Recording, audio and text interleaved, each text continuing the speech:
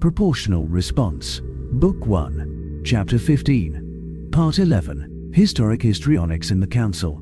Runda, the Kothro ambassador, settled his massive bulk into a chair while Enable pondered what the man's speech meant. Not what the ambassador had actually said, but what the speech itself meant for the state of the council and the League. He did not like where his contemplations took him. Jalat then recognized the Finadil ambassador to speak, and a low groan, quickly suppressed, escaped from many of the ambassadors. Kazlor kicked him in the shin, and he realized he groaned as well. The Duke gave him a sharp look, and he returned it with a tiny roll of his eyes. I have never heard of a Findle ambassador who didn't Twitter on for as long as their Zoltan masters will let them. I wonder if that is Jalat's plan. Let that damned bird trill at us until we are ready to give in to what she wants just to get out of this room. Kazlor's eyebrows lowered in reproof, so Enable reached forward and called up the commentary on a particular record from a previous ambassador. One where a Finadil, shilling for the Zoltans on something particularly irritating to everyone, had spoken non-stop for over 16 hours, then turned the floor over to the Ersinio ambassador and fainted from exhaustion. Pekin Fearadhach, the male they'd sent to replace Sorsong, stood and spoke in soft tones. The Findil are, of course, very concerned about humanity and its expansion, and we fully support Jalat in this. We further urge all of you to support her proposal. Pekin stopped and stood there quietly for a moment. He looks uncomfortable. Hannibal found himself leaning forward to study the male more closely. The Findil's feathers were pressed hard against his body, except those on the crown of his head seemed raised. He's agitated. But why? He's getting to speak. Something the Finidal usually love above all else. Wait, that posture usually means that they are doing something they don't want to do. Why? Pekin seemed to regain his composure, gave a worried glance at Kilintar, and spoke again. Yes, we urge you, all of you, to do as the Honorable Zoltan, upon whose good graces all our homes are built, and vote for the esteemed Jalat's proposal. I will now yield the floor to the Ersinio ambassador, Sir Mist. Enable and the Duke exchanged a look, then glanced back at Yoro as she sucked air between her teeth. Enable tuned out to say, the man never said anything that Zoltan hadn't written for him anyway, and looked back at Yoro, who had begun to type rapidly on her legs, with her eyes staring at the text only she could see. Enable felt his eyes go wide as he considered Yoro's panicked reaction. Pekin had orders from home. Probably not to do whatever the Zoltan asked. We can't have that, it will compromise their entire position. He wished that he had a surreptitious way to write notes of his own, and vowed to ask Yoro for a device like hers as he turned back to hear her speak. It didn't take long for him to wish he had a device to let him watch entertainment of some form, just so he could escape the droning of Say's voice. After an hour, he decided to see if he could still manage the trick of sleeping with his eyes open, and woke with a start 3 hours later when Yoro kicked his chair as Sir finally turned the meeting back over to Jalat. He got some satisfaction out of the fact that Yoro had to kick the Duke's chair as well. They looked at each other ruefully, then winced as Jalat accidentally scraped her microphone and caused a feedback squeal, causing several other ambassadors to jerk awake. The Zoltan woman cast an acerbic eye across the chamber, and several ambassadors, though not as many as would have a few years ago, shuddered under her gaze. She then handed the meeting off to someone else, who stood and pontificated on the multitude of sins committed by the humans. Not humanity. No, never that. How many threats, favors, and bribes did Jalat pour into this meeting? What is her goal? None of the other ambassadors have floated their platforms over to stand by Jalat. From Kilintar's micro-expressions, he isn't happy that she floated hers over either. Come to think of it, I don't think I've ever even heard of a Zoltan ambassador undocking their platform. They'd rather dictate from on high, up here, next to where I sit. He mentally shook his head, careful to give no outward sign of anything other than attention to the current speaker. Jalat thinks she's going to have Kilintar's position, in fact, not just in name, soon. Which means she expects the war to happen soon. Oh no! I have to warn Henry. He pulled up the text of Jalat's proposal. and noted the sloppy language.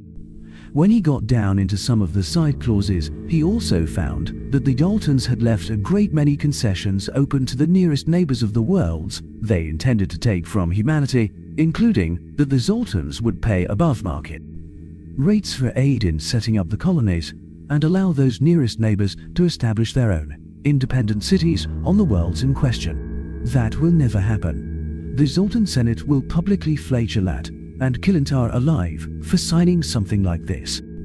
She doesn't expect to have to follow the document. She expects to use it as inducement to bring everyone, or at least some of these boneheads, into the war against humanity and get most of the rest to sit it out. Then the Zoltan will have unquestioned control of the council again, meaning she can dispense with Kilintar, put herself in as Prime Minister, and use that control to wiggle out of these clauses by claiming some garbage about war expenses. Either that, or it is a ploy to force humanity to spend all of their money paying fines and fees to keep the worlds. He sucked air in between his teeth as he recognized the tactic, one taken straight out of Kenfestration 101. Give two choices, both of which preclude what you don't want to have happen, and make everyone decide between them. Either way, humanity loses, and the Zoltan can move in to hunt them at their leisure. He turned to confer with Yoro, and could tell by the look in her eyes that she'd seen it too.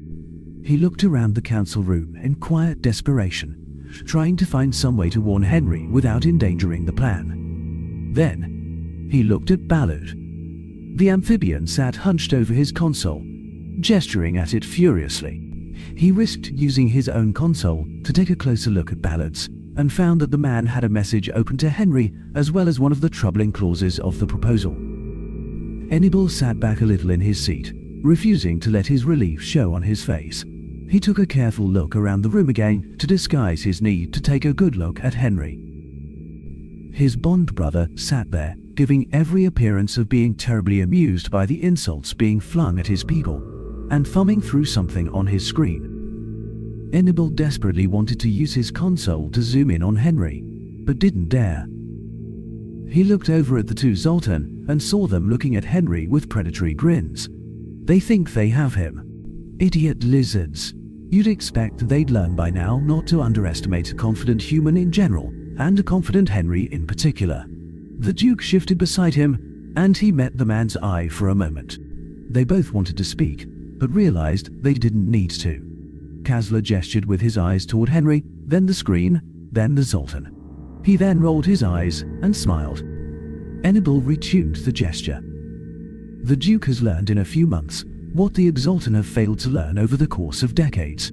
Having established that Henry had the situation in hand, he began to look more closely at the rest of the ambassadors, and saw many beginning to listen far too closely to the anti-human sentiment. A little closer observation, and he could see the greed in their eyes. That itch of worry started again between his shoulders. He wanted to stand and scream at them. Can't you see it is a trap? Have you all become complacent already, after just a few years of humanity forcing the Exaltan to back off, that you forget what they have done to you? Do you not understand that the boost you've had in your economies is because the Exaltan are no longer trying to bleed you dry? Enibel took several careful breaths to steady himself. No, it seems they don't. The Exaltan of the past were crafty, and set things up nicely for themselves, made it far too easy to force things on everyone else. Hundreds of little cuts that bleed into their pockets and out of everyone else. Small, calculated, so few notice. Then, when things get bad, they make magnanimous gestures with the very money they siphoned away. These two dolts have almost managed to squander everything their predecessors did by underestimating the humans, but the old habits die hard. We aren't out of danger yet. Enibel's mind continued down that track as Jalat recognized one ambassador after another, and each spoke for far longer than they had a right to. Finally, Jalat held the floor herself and spoke. I believe we have heard enough, and can call this a fair measure of the totally justified concerns of this council about having the humans as such close neighbors. Of course, I can see that some of you are still unconvinced. She turned a jaundiced eye upon the Arabzo and Fairmercan platforms in particular. but did not totally spare anyone known to sympathize with humanity. Enibel noted, save himself and the Ruxa. After a few moments, she continued. There is one other item that needs to be added to the myriad valid. Valid as what? Enibel thought to himself. Concerns raised here today. The humans have been prodding the old machines without sanction, proper education, nor proper regard for the consequences, and without sharing their findings. Enibel almost felt like the air pressure in the massive chamber dropped from the collective intake of breath. For himself, he simply had to hide a grimace. Damn it. I told Henry. Jalad wasted no time in riding the emotion of the room. We have many recorded incidents of the humans querying the old machines, anytime they can find one. We have, of course, examined everything we could from those recordings and determined that the humans have resorted to sending gibberish at them. I am, now, sending you those recordings that you may judge for yourselves. You will note official Zoltan document tags on the recordings, so please do not insult me by questioning if they are genuine. She then stepped back and waited for the council to review her findings. After a few minutes, she stepped back to her microphone. Now, we have had a long day, my fellow shepherds of our great league. However, after hearing the impassioned testimony of so many, I believe we need to vote on this proposal today. After all, we all know how hard the humans work backroom dealing, and I would hate for them to intimidate any of you into voting against this proposal on their behalf. That said, I am afraid I cannot fairly call the vote just yet. We must, in the interests of fairness, hear another side to this story. Since calling on the humans is out of the question, given their penchant for threatening the council when their interests are encroached upon, I propose we allow the Ruxa to speak in humanity's stead. Any objection? She looked at her screen. Enibel saw it light up, mostly against her. She clasped her hands before her and gave a chilling smile. Well, since the majority of those who have actual sense are in favor of allowing the amended procedure, that is what we shall do. Her announcement was met with grumbling and outright shouting, but she pressed on. Ambassador Talil, you have the floor.